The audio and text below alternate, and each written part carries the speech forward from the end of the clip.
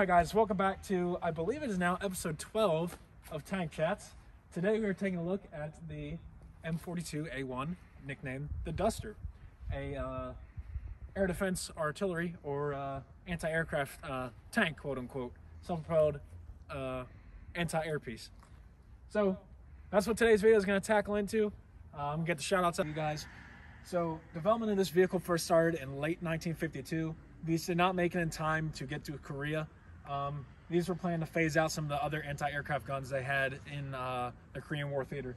But by late 1953, these were out on the production line. And by the time they finished production in the late 50s, early 1960s, I think it was actually 1960 that they stopped production, there were about 3,000 of them built. So with these, with the U.S. military realizing that actually anti-aircraft guns and vehicles like this were actually becoming obsolete, they started phasing these out by actually 1963.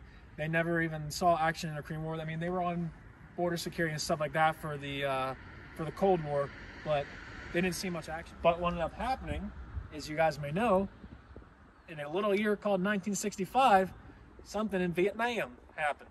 And all these bad boys were actually called back up. And they had about 3 or 4 battalions of what they called ADA, Air Defense Artillery Batteries, sent over to Vietnam, with the first arriving in 1966 with the U.S. Army. So this was used in general purpose as an ADA, so Air Defense Artillery piece, with this 240 mics. And what they ended up, ended up getting very few air kills in the early Vietnam War. But what the troops ended up finding happened is that these were actually very, very good for FOB defense, infantry support, and base defense. Because of the 240 mic cannons and the extra machine gun that would be fitted on top of this, it was very good for anti-personnel, so good against infantry attacks. So that's what these were actually mainly used for during the Vietnam War, was actually to go against infantry. Because, I mean, it was a decently armored vehicle, nothing crazy, just a light armored vehicle that could dish out the firepower with its 40 mics.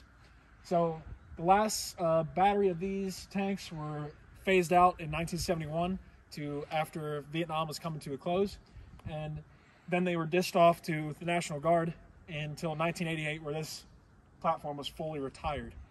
After 1988, some third world countries still use them today, or a couple people might still have examples of them, but they were mainly used during the Vietnam War under U.S. personnel hands. So that covers the history of this vehicle, you guys. With that, we're going to hop straight into the tour.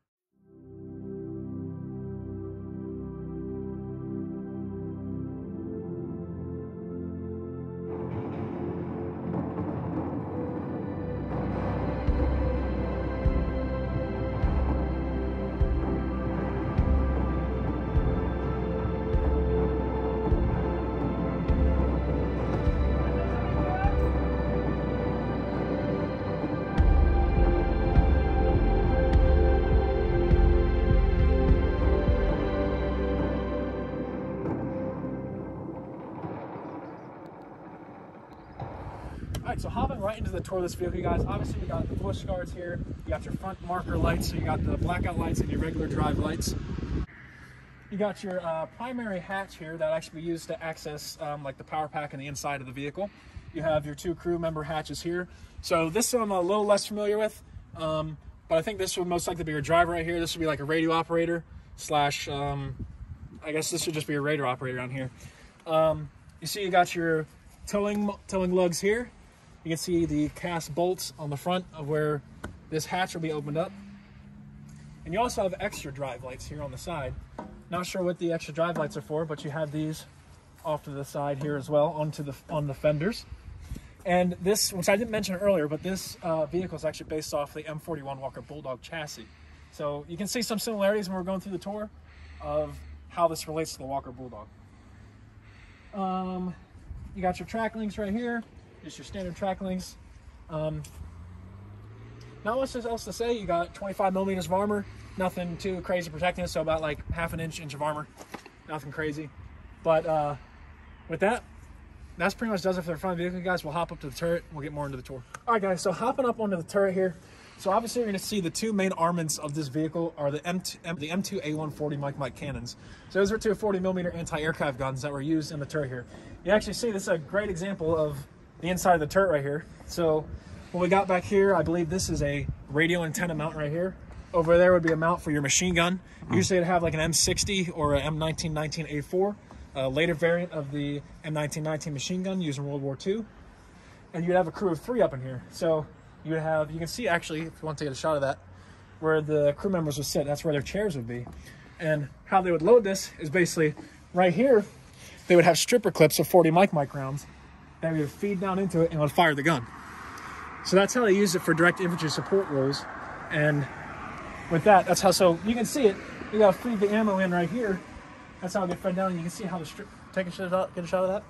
You can see where the stripper clips would hook to go down and to feed the 40 mic. And this would be the breech right here for the 40 mic.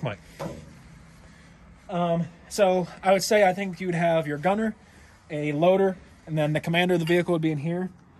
And then we'll go around to the front of the vehicle here in a second. We'll show you those other positions from earlier. But that pretty much does it for the turret, you guys. Like I said, this thing wasn't too heavy armor. You can see it's only about like a half an inch thick of armor.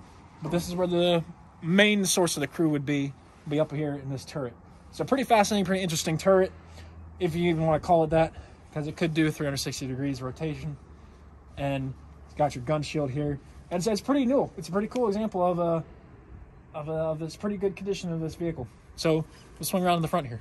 All right, so as I said earlier, right here we got the 2 M42A1 40 mic cannons. These things look pretty mean up here.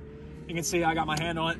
It's bigger than my hand, nice size here. And as I was saying earlier, this is where your radio operator would sit, and that is where his periscope would be, the driver's periscope with his periscope guard. And right here where I'm sitting, on top of here, is where the driver would be with his periscope. So this vehicle actually had a crew of 6, 3 in the turret and 3 down in the hall. I think there's actually 4 in the turret and then 2 down here in the hall. Because you'd have 2 guys that would load the stripper clips. You'd have the commander of the vehicle, then the gunner for direct fire purposes or indirect fire purposes or ADA fire purposes. And then your 2 front crewmen up here. So that pretty much does it for the top of the vehicle, you guys. With that, we're gonna hop down to the side, take a look. All right, so hopping into the tour of the side of the vehicle, you guys, right here, you can see you got your stowage panels here. Unfortunately, these cannot be accessible, but you would see right here how you open them. You just open that hatch up right there and pop them, but they're welded shut.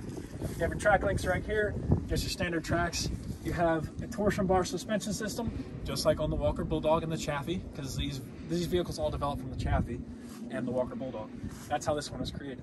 You have your front support wheel up here, which is actually is in the front, just like most of the MBTs, like after about the 1950s is when this started happening. You have your other drive wheels here with the support wheels on top, and your rear drive sprocket to basically feed the track on forward. Right here, this would be a mount for stowage of tools, anything like that, shovels, picks, rakes, fire extinguishers, anything like that. I believe this is for part of the exhaust. Not fully sure what this part is for back here, but that would be part of that. Then over here, we have more mounts for like jerry cans and stuff like that.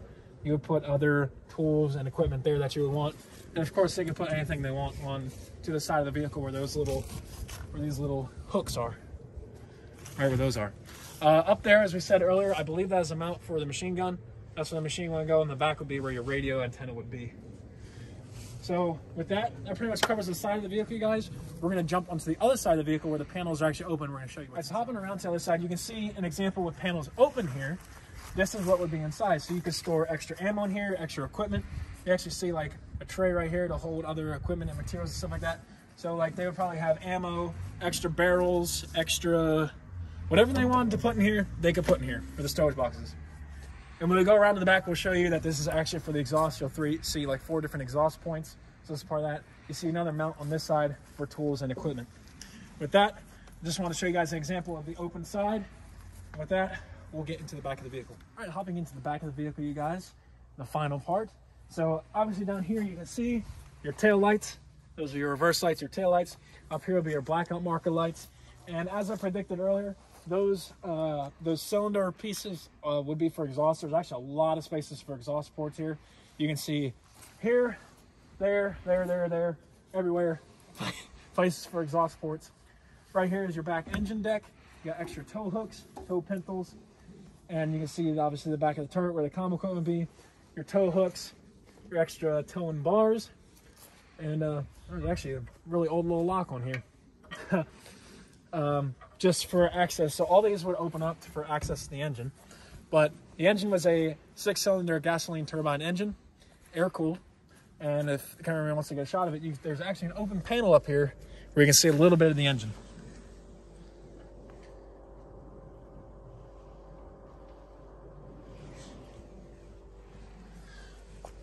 So that gives you not too much of an idea, but a little bit of an idea of what the engine would look like. With that, you guys, that pretty much does it for the back of the vehicle. With that, we'll get to the front of it. We'll close out this video, you guys. So a 6-cylinder air-cooled gasoline engine that we filmed in here will crank this baby up to about 45 miles per hour. But if you took off the no fun switch, the speed governor, it would probably crank it up maybe on the road to 50, 55 miles an hour if you really pushed it. So that would be the speed for this vehicle. With that, that does it for the close out of this vehicle. We'll get to the front and we'll close out the video. Guys, I got one. So we got Charlie on the line.